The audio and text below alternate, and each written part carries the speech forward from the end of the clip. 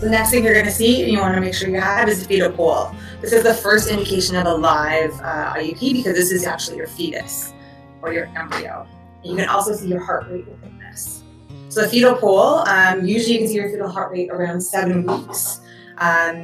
Basically, you're going to have the fetus within the gestational sac. So you have your gestational sac, the big round anechoic thing, and then you're going to have your yolk sac, the diamond ring round in the center of that on the side. And then the fetal pole is a bit of a thickening or an extension on the outside of that. You might call it a balloon on the string. So it should be present if the main sac diameter is bigger than 16 millimeters on the transvaginal or bigger than 25 on your transabdominal. Pregnancy failure is not diagnostic until the fetal pole is not seen and you're bigger than 25 millimeters on your transvaginal. In terms of fetal heart rate, you're going to see this roughly about 7 weeks on your transabdominal, about 6 weeks on your transvaginal. Your fetal pole should measure more than 7 millimeters, and then you'll be able to see a fetal heartbeat. It does aid to give you a prognostic value if the pregnancy is going to be viable or not. So the myocardium does begin to contract around 3 weeks, but we don't see it till a little bit later. Usually your fetal heart rate is anywhere from 100 to 120 around 6 weeks. It's going to increase over the next couple of weeks and then decrease to about 160 while the baby is at term. Sorry, 130 when the baby is at term. Bradycardia less than 100, tachycardia 160 to 180.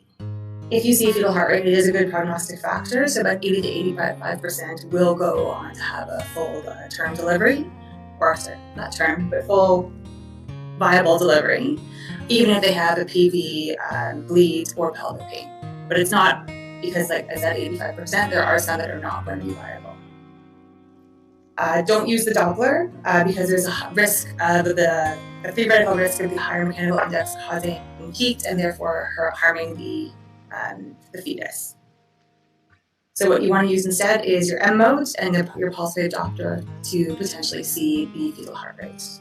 We just had an ultrasound. My wife just had an ultrasound for our 20-week gestation, and they used M mode, and I was really happy because when we had our other child in New York, we used pulse wave Doppler, and I was in my fellowship year, and they put it on and just sitting next to mine, gripping my hands tightly, and he went, theoretical risk.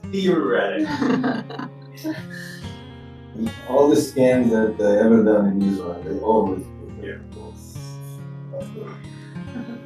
Use a sense. Theoretical, but you don't want to be the one. Yes.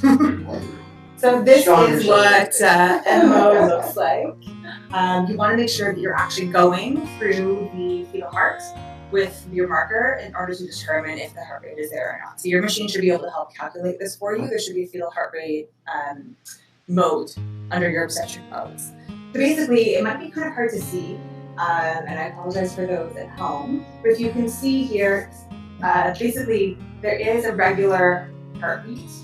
Or, yeah, it's easier to fill this off. Here we go. You can kind of see here there's something, a regular pattern that's repeating. And so what the person has done here is at the beginning of each pattern, they place the markers to be able to see, to calculate what the fetal heart rate is. So you can see at the bottom, the machine gives you a fetal heart rate, so this one is 157, which is within normal limits.